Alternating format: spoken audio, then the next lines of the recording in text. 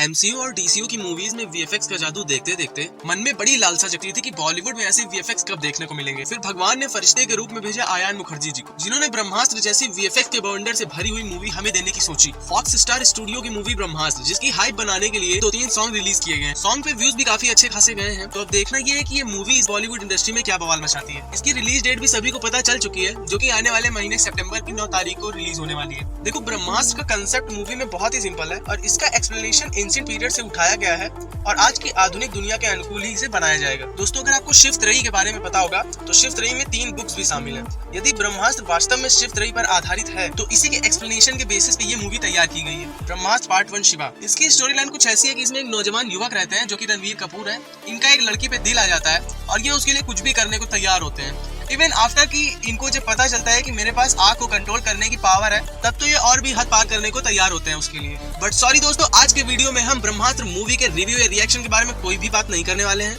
आज हम बात करने वाले हैं कि हिंदू माइथोलॉजी के हिसाब से डज ब्रह्मास्त्र एक्चुअली एग्जिस्ट और नॉट, मतलब कि ब्रह्मास्त्र की क्या वास्तव में कोई वास्तविकता है, ये कोई चीज है या किसी देव का नाम है। आज हम सभी डिटेल्स जानेंगे ब्रह्मास्त्र के बारे में कि एक्चुअली ब्रह्मास्त्र है क्या। तो आपका ज्यादा टाइम न लेते हुए वीडियो को स्टार्ट करते हैं। तो नमस्कार दोस्तों, स्वागत है आपका अपने चैनल एमी वर्ल्ड फन में। उम्मीद करता हूँ आप सभी बहुत ही बढ़िया होंगे। तो चलिए फिर बिना रुके वीडियो की शुरुआत करते हैं।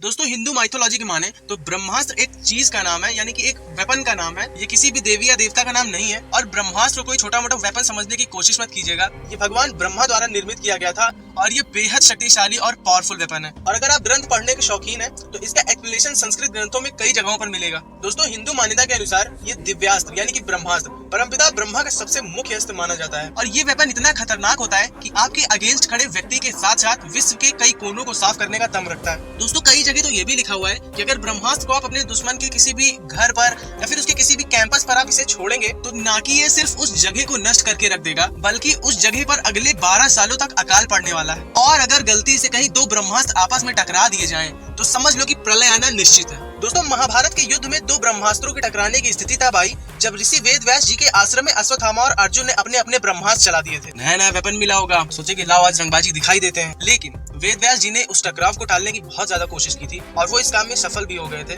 और अपने अपने ब्रह्मास्त्रों को लौटा लेने को कहा था। अब वहाँ पे सिचुएशन कुछ ये क्रिएट हो गई थी कि अर्जुन को तो ब्रह्मास्त्र लौटाना पता था कि उस ब्रह्मास्त्र को अपने शरीर से निकालकर कैसे लौटाया जाए, लेकिन अश्वत्थामा को ये नहीं पता था कि ब्रह्मास्त्र को अपने शरीर से वापस कैसे किया जाता है। तो उन्होंने उस ब्रह्मास्त्र को उत्तरा के गर्भ पर छोड़ दिया था। अगर सभी को पता है कि उत्तरा के गर्भ में परिचित थे, जिनकी रचना भगवान श्री कृष्ण ने की थी। देखो, इस ब्रह्म वर्ड का ओरिजिन ब्रह्म से आया है, जो कि इस ब्रह्मास्त्र के क्रिएटर थे, यानी कि भगवान ब्रह्मा। हिंदू कल्चर में त्रिमूर्ति किसे बोलते हैं आप जानते हैं। त्रिमूर्ति यानी कि God Brahma, God Vishnu and God Shiva, जिनके पास खुद के अपने अपने अस्त्र एंड शस्त्र होते हैं। जैसे कि भगवान शिव अगर चाहे तो अपने त्रिशूल से इस धरती का नाश कर सकते हैं और अगर भगवान विष्णु चाहे तो अपने सुदर्शन चक्र से इस दुनिया को चट से साफ कर सकते हैं। और ब्रह्मदेव के पास था उनका ब्रह्मास्त्र, जो चुटकियों में इस विश्व को उथल पुथल करके रख सकता था। देखो, ब्रह्मास्त्र में ये भी पावर थी कि वो इन पास्ट और इन फ्यूचर या फिर इन प्रेजेंट, वो मतलब कि टाइमली भी कुछ भी हटा सकता था, यानी कि वो पास्ट का भी कुछ भी हटा सकता है और फ्यूचर में भी कुछ भी हटा सकता है। चूंकि यह अतीत, वर्तमान और भविष्य से कुछ भी हटा देता है, इसलिए हिंदू कहानियों पर इसके उपयोग पे अक्सर सवाल उठाए जाते हैं। क्योंकि अगर कुछ भी अस्तित्व में नहीं था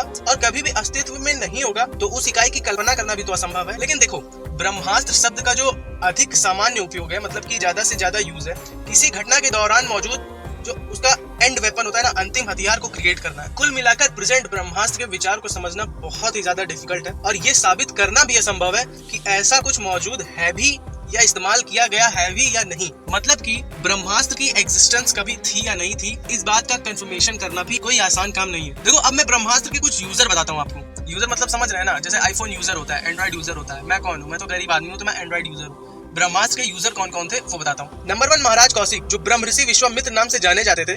उन्होंने ये वेपन महर्षि वशिष्ठ के आगे यूज किया था। लेकिन वशिष्ठ के पास भी एक बहुत ही पावरफुल वेपन था जिसका नाम था ब्रह्मांड अस्त्र, जो कि ब्रह्मास्त्र का ही एक पार्ट था। उसके कारण ब्रह्मास्त्र महर्षि वशिष्ठ का कुछ बिगाड़ नहीं पाया था। दूसरा, रामायण के समय में भगवान इंद्रजीत ने वो ब्रह्मास्त्र हनुमान जी पे इस्तेमाल किया था। लेकिन ब्रह्मदेव के वरदान की वजह से ब्रह्मास्त्र भी हनुमान जी का कुछ बिगाड़ नहीं पाया था। जय हो बजरंगबली। देखो, ब्रह्मास्त्र का यूज रामायण टाइम पे भगवान राम ने कई बार किया था। पहली बार उन्होंने इसका यूज जयंत पे किया था जब उन्होंने सीता जी पर चोट पहुंचाई थी। उसके बाद मारीचा पे किया था और फाइनली ब्रह्मास्त्र का यूज उन्होंने आखिरी युद्ध में किया था जब उनकी लड़ाई रावण से थी। इवन भगवान राम ने ब्रह्मास्त्र का यूज राम सेतु बनाने के लिए भी किया था। तो दोस्तों, ये थी कुछ डिटेल्स जो मेरे पास थी ब्रह्मास्त्र के बारे में। और अब इंतजार है इस वीएफएक्स के खेल से भरी इस मूवी ब्रह्मास्त्र का। देखते हैं जितनी हाइप ये क्रिएट कर रही है बॉलीवुड इंडस्ट्री में, उतनी उड़ान ये मूवी भरती है या नहीं। मुझे बस एक बात का डर लग रहा है, कहीं इस मूवी में शमशेरा वाला हाल ना हो जाए, ऊंची दुकान फीका पकवान। लेकिन नहीं यार, ऐसा कुछ नहीं होने वाला है। तो चलिए दोस्तों, आज के लिए बस इतना ही। एक रिक्वेस्ट करता हूँ यार, प्लीज चैनल को सब्सक्राइब कर दो यार, बहुत मेहनत लगती है वीडियो बनाने में। जाओ चैनल सब्सक्राइब कर दो, वरना मैं आपके घर पे ब्रह्मास्त्र छोड़ दूंगा।